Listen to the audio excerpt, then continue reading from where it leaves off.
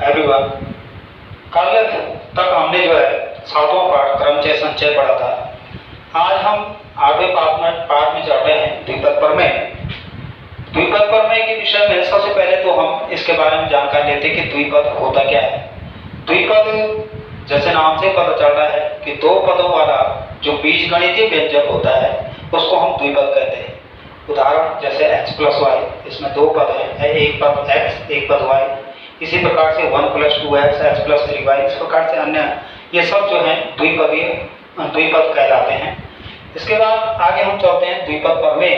द्विपद प्रमेय में क्या है, सपोज दैट हमारे पास दो पद दे रखे हैं x प्लस वाई, और इसकी घात अगर हम कोई इंटीजर ले लेते हैं n यहाँ पर एक इंटीजर है।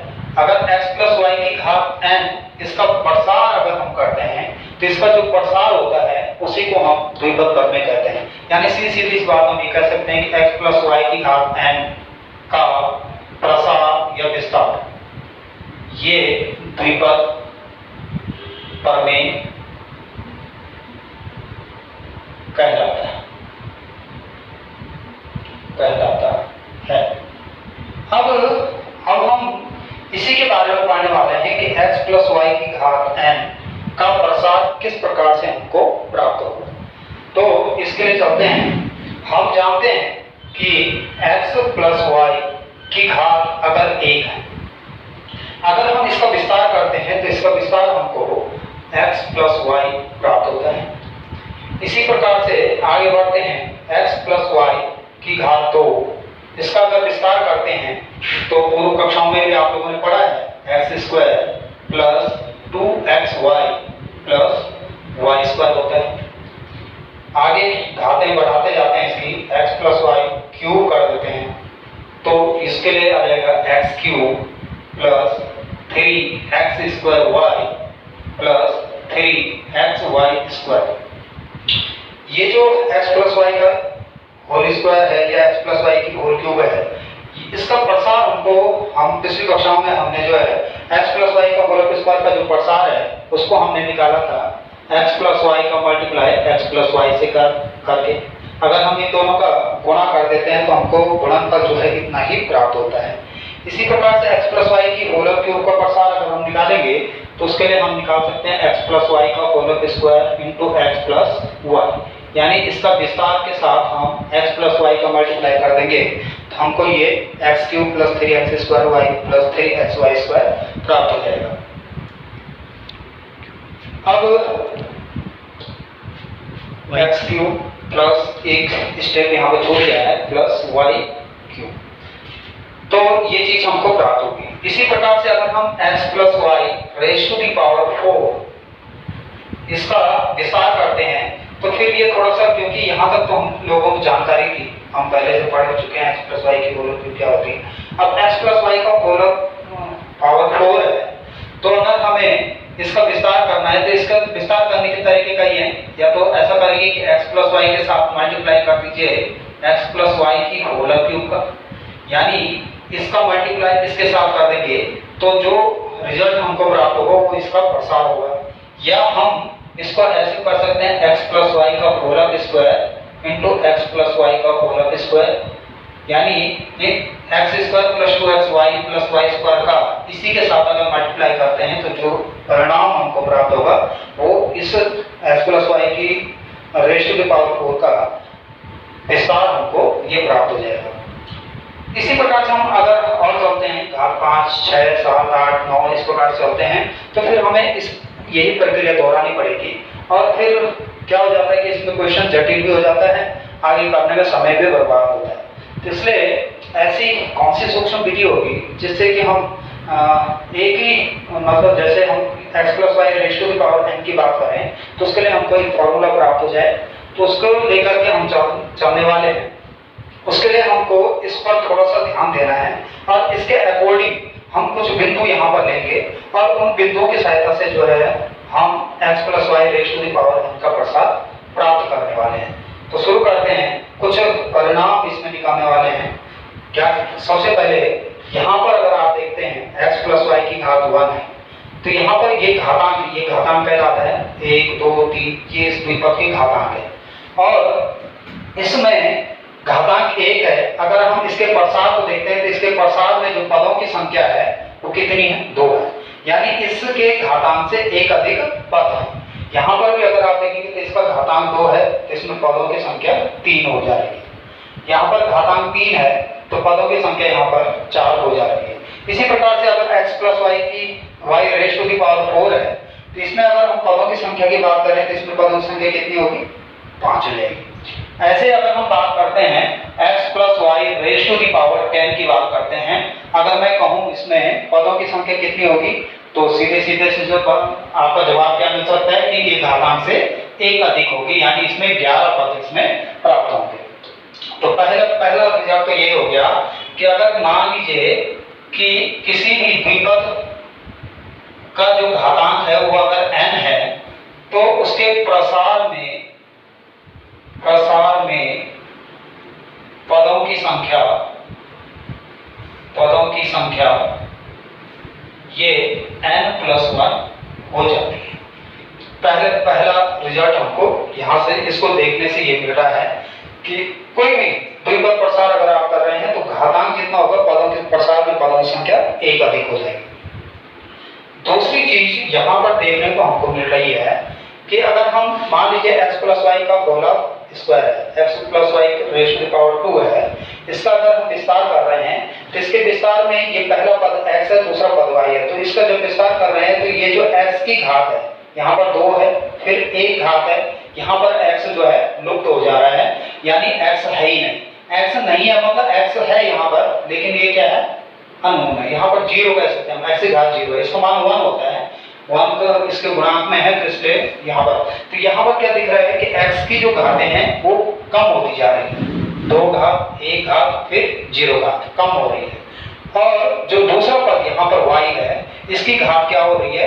यहाँ पर जो है लुप्त है नहीं, मतलब यहाँ पर y की घात क्या है? 0 है, 0 है, फिर 1 है और फिर यहाँ पर 2 बढ़ रही है, यानी पहले पद की घात घटेगी और दूसरे पद की घात क्या हो रही है? बढ़ रही है। ऐसे इसमें भी अगर आप देख सकते हैं x प्लस वाई की होल क्यूब है, इसमें x की घात 3, पहला पद x है, पहले पद की घात 3 है, फिर 2 है, फिर 1 है और यहाँ पर जाकर के लुप्त हो रही है, यानी यहाँ पर x की घात 0 हो गई है। इसी प्रकार से y की घात को अगर आप देखेंगे तो पहले में 0, फिर 1, 2, 3। कहने का तात्पर्य यह है कि द्विपद प्रसार में जो है पहला पद जो है पहले पद की घात क्या होती है? घटती हुई जाती है, और दूसरे पद की घातें क्या होती हैं? बढ़ती हुई जाती है। तो दूसरा रिजल्ट हमारे पास ये हो सकता है कि प्रसार में पहले पद x, यहाँ पर हम पहला पद x ले रहे हैं, की घातें घटती जाती हैं, उत्तरोत्तर घटती जाती हैं, ये ज्यादा अच्छा शब्द है, उत्तरोत्तर घट रही हैं तथा दूसरे पर y की घातें उत्तरोत्तर बढ़ती जाती है या बढ़ रही है, दो बिंदु हमको यहाँ से प्राप्त हो गए हैं। तीसरे बिंदु के लिए अगर हम चलते हैं तो तीसरा बिंदु यहाँ पर क्या दिखाई दे रहा है? सपोज दैट इसी को लेकर के हम चल रहे हैं, यहाँ पर x प्लस वाई की घात 3 है, यहाँ पर घातांक कितना है? 3 है। तो इस प्रसार में जो प्रत्येक पद है उसकी घातें या घातों का जो योग होगा वो भी 3 ही हमको प्राप्त होगा। यहाँ पर इसकी घात 3 हो गई पहले पद की। दूसरे पद में अगर हम चलते हैं तो 2 घात इसकी है, 1 घात इसकी है, तो 2 और 1 3 घात हो गई है। तीसरे पद में अगर चलते हैं तो इसमें भी 1 घात, यहाँ पर 2 और 1 3 घात हो गई, यहाँ पर भी 3 घात है, यानी प्रत्येक पद की घातें क्या होंगी? द्विपद के घातांक के बराबर होगी। तो यहाँ पर तीसरी बात ये हो गई कि प्रसार में प्रत्येक पद की घातें द्विपद के घातांक के बराबर होगी। ये समान होगी, बराबर होगी। इतनी बातें हम इससे निकालेंगे, इससे ये रिजल्ट हमको प्राप्त हो रहा है। अब इसमें इसके आधार पर, इतने रिजल्ट के आधार पर अगर हम x plus Y raise to the power 4 की बात करते हैं और इसका विस्तार करके देखते हैं तो हमारे पास क्या होगा, x plus Y raise to the power 4। इसका विस्तार कर रहे हैं इसके आधार पर, या इन तीनों बातों के आधार पर। यहाँ पर एक चीज थोड़ा सा इसको देखेंगे, x प्लस वाई की क्यूब है, इसका विस्तार कर रहे हैं तो पहले पद की घात वही है, जहाँ जितनी घात का वो द्विपद है उतनी घात से स्टार्ट करना है। x क्यूब से स्टार्ट होगा, x क्यूब, फिर x से घात घटेगी, y शुरू हो जाएगा, फिर x कम होगा, y बढ़ता हुआ जाएगा। तो इसी के आधार पर हम इसको आगे ले जाने वाले हैं। तो कैसा आएगा यहाँ पर x प्लस वाई की घात 4। तो सबसे पहली बात तो यहाँ पर ये क्या कह रहा है कि प्रसार में पदों की संख्या n प्लस 1 होने वाली है।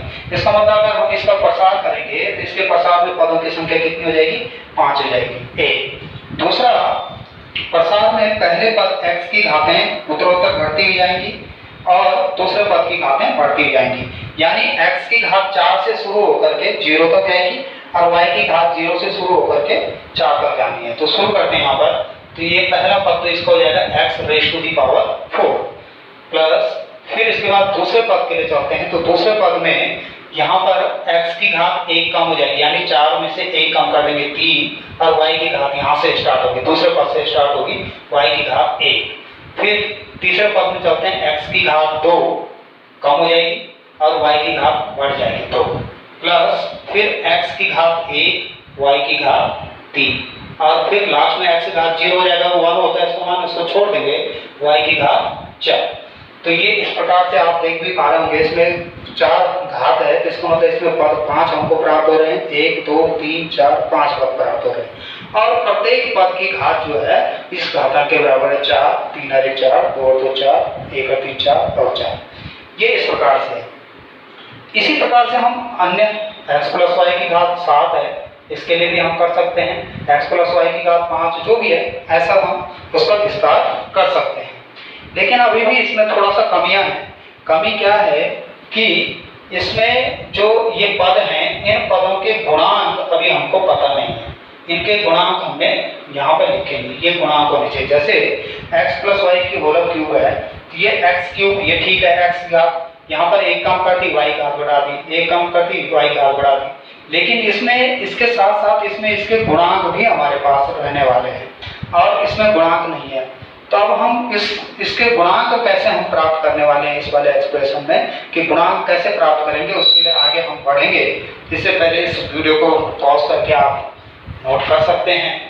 पॉज कर दीजिए, कभी पॉज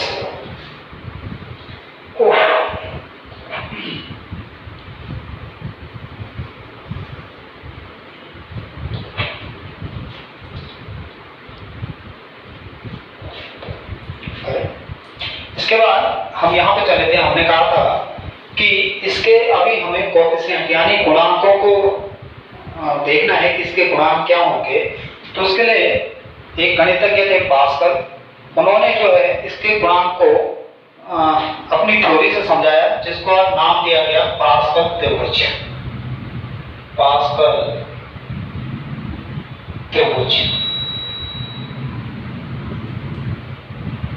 तो इसके लिए सपोज दैट यहाँ हम कोई द्विपद ले लेते हैं और उस द्विपद की घात कितनी है, घातांक, और उस घात वाले पदों में क्या क्या गुणांक हमारे रहने वाले हैं, तो गुणांक हम यहाँ पर लिखें। सपोज दैट जैसे मान लीजिए हमारे पास a plus B raise to the power 0 है, तो किसी की भी घात, किसी भी राशि घात अगर 0 है तो उसका चलो इसका घातांक अगर हम बात करते हैं, a प्लस बी की घात 0 है तो इसका घातांक कितना है, 0 है।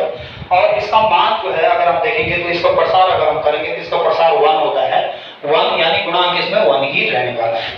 फिर इसके बाद आगे बढ़ते हैं, a plus B raise to the power 1, यहाँ पर चलते हैं तो इसका घातांक कितना है, घातांक का 1 है। और इसका प्रसार अगर हम करते हैं तो इसके प्रसार में अगर प्रसार करेंगे तो प्रसार हमको क्या मिलेगा, a प्लस बी मिलने वाला है। और इसके गुणांक की बात करते हैं तो a का गुणांक यहाँ छुपा हुआ है 1 है, और b का गुणांक भी छुपा हुआ है 1 है, यानी इसका गुणांक पहले पद का गुणांक 1 और दूसरे पद का गुणांक भी 1 हमको मिलने वाला है यहाँ पर। अच्छा, इसके बाद फिर चलते हैं a plus B raise to the power 2, यानी घातांक हम दो घात वाला द्विपद हम यहाँ पर ले रहे हैं। अब इस दो घात वाले के लिए क्या करना आपने कि भाई क्या होता है कि जब कभी भी हम प्रसार करते हैं तो पहला पद और जो अंतिम पद है उसका गुणांक एक रहता ही रहता है, एक ही रहेगा हमेशा। लेकिन बीच के पदों के गुणांक अलग अलग होते हैं, तो कैसे निकलेंगे? तो पहला पद का गुणांक तो एक हो गया, दूसरे पद का गुणांक आपका जो है इन दोनों को ऐड करके प्राप्त हो जाएगा, यानी एक और एक यहाँ पर दो हो जाएगा, और जो तीसरा पद है उसका गुणांक एक हो जाएगा। इसमें तीन ही पद होने वाले, क्योंकि घातांक दो है तो तीन पद है, तो पहले पद का गुणांक एक, दूसरे पद का दो और तीसरे का एक। अगर सपोज दैट हम इसको खोना चाहते हैं तो a प्लस बी का इस बार क्या होगा, वही पहले पद में की घात एक की घात दो हो जाएगा, फिर प्लस इसका गुणांक एक है तो एक इंटू इतना, फिर दो दूसरे पद का गुणांक दो है, फिर क्या होगा एक की घात कम होनी है और b यहाँ स्टार्ट हो जाएगा, प्लस फिर अगले पद का गुणांक एक है, एक इंटू b का स्क्वायर है, b की घात बढ़ जाएगी। तो ये इस प्रकार से हम इसको कर सकते हैं। ऐसे ही a प्लस बी की होल क्यू की अगर हम बात करते हैं तो इसमें घातांक तीन हो गया, इसमें सेम प्रोसेस होने वाली है। पहले पद का गुणांक एक रहेगा, दूसरे पद के लिए गुणांक हम इन दोनों को जोड़ करके लाने वाले हैं, एक और दो को जोड़ देंगे यहाँ पर तीन आ जाएगा, फिर अगले पद के लिए गुणांक जो है इन दोनों को जोड़ करके आएगा दो और एक तीन, और फिर अगले पद के लिए एक हो जाएगा, यानी एक तीन तीन एक, पहले पद का ये, दूसरे पद का ये, तीसरे पद का ये, चौथे पद का ये। इसी प्रकार से एक और देख लेते हैं a plus B raise to the power 4, इसका गुणांक घातांक 4 है, और इसमें पहला पद आ जाएगा आपका, पहले पद का गुणांक एक, दूसरे पद के लिए वही प्रोसेस जानी है, इन दोनों को जोड़ेंगे एक और तीन चार, इन दोनों को जोड़ देंगे तीन और तीन छः, इन दोनों को जोड़ देंगे तीन और एक चार, और लास्ट में ये एक आएगा। तो यहाँ पर अगर आप देखेंगे तो सेम प्रोसेस है, a प्लस बी की रेज़ टू द पावर 4 चाहे x plus Y raise to the power 4। अब इसके गुणांक आपको मिल चुके हैं, यहाँ पर आप रख सकते हैं 1 इंटू दिस, तो यही आएगा, इसके बाद इसका गुणांक 4 है, फिर अगले का गुणांक 6 आ गया, इसका गुणांक 4 आ गया, और लास्ट में एक आ गया। तो ये जो चीज हमको प्राप्त हो रही है यही x plus Y raise to the power 4 का एक्सप्रेशन हो जाएगा, तो विस्तार हो जाएगा यहाँ पर। तो ये दो गुणधर्म में हम सीखने वाले हैं। अब यहाँ पर ये इतना तो ये ठीक है, लेकिन अगर हमें यहाँ पर दे दिया गया कि a plus B raise to the power 15 या a plus B raise to the power 26, इसका विस्तार करना है, तो उसके लिए फिर हमको यहीं से शुरू करना पड़ेगा, 26 घातांक तक लेके जाना पड़ेगा, तब जाकर के हमको इसके गुणांक प्राप्त हो जाएंगे। ये भी प्रोसेस थोड़ा सा जटिल हो जाएगी। उसके लिए फिर क्या किया कि इन गुणांकों को संचयों में बदला, जो कि हमने पिछले चैप्टर में सीखा था क्रमचय और संचय में। उसमें एक सूत्र हम लोगों ने पढ़ा था NCR। इसके लिए फॉर्मूला था ये NCR का, factorial n upon factorial r into factorial n minus r। इस फॉर्मूले का प्रयोग हमने करना है। इसके लिए एक दो बातें जो कि हम पढ़ भी चुके हैं, एक बार थोड़ा सा रिमाइंडर के तौर पर। सबसे पहली बात क्या होती है कि NC0 जो होता है उसका मान होता है 1, एक होता है NCN का मान भी 1 होता है, और NC1 इसका मान जो है n के बराबर होता है, यानी घातांक के बराबर। ये n जो है घातांक है यहाँ पर, तो NC1 का मान n होगा। तो इसके अकॉर्डिंग, इसके आधार पर जो है हम इनको गुणांकों को इस रूप में चेंज करने वाले हैं। जहां 1 होगा उसकी जगह पर आपने ये रखना है। ये आपका पहला पद हो जाएगा, 0 से स्टार्ट है पहला पद, और ये अंतिम पद, यहाँ पर अंतिम पद वाला जो एक होगा उसमें इसको रखेंगे। जैसे यहाँ पर ये 1 है, इस 1 को हम क्या लिख सकते हैं, इस 1 को लिखेंगे NC0 और इस 1 को लिखेंगे NCN। इसी प्रकार से यहाँ पर जो 1 है ये आ जाएगा NC। अच्छा, एक मिनट और, ये जो n है यहाँ पर, n हम कह रहे हैं घातांक है, तो यहाँ पर इस वाले को लेके चल रहे हैं हम, तो इसमें घातांक 1 है, तो इसलिए n की जगह पर हम यहाँ पर क्या ले लेंगे 1, 1C0 और 1C1।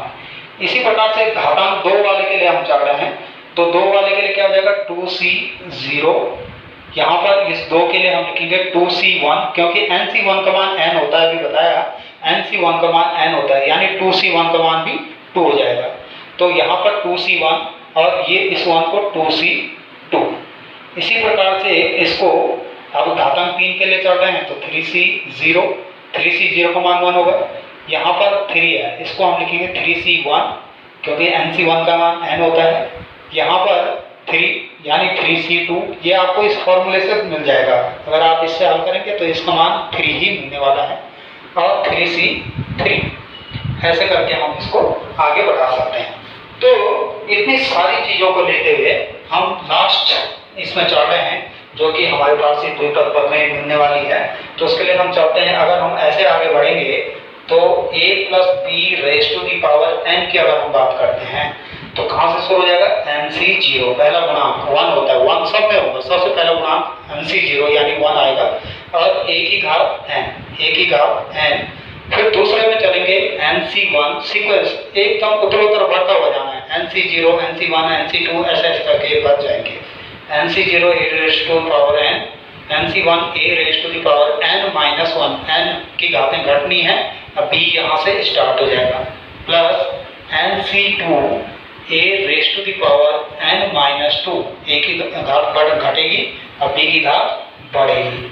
फिर nc3 a raise to the power n minus 3 b cube, plus dot dot dot, इस प्रकार से हम आगे बढ़ेंगे और इसके अंतिम पद में चलेंगे तो ये आएगा ncn, अंतिम पद। प्रत्येक में अंतिम पद अगर जैसे ये 3 घात वाले के लिए 3c3, 2c2, इसी प्रकार से n घात वाले के लिए ncn, a यहाँ पर विलुप्त हो जाएगा, सिर्फ केवल b वाला पद यहाँ पर रहेगा, b की घात लास्ट में n हो जाएगा। तो ये जो है ये आपको द्विपद पद में प्राप्त हो जाएगी।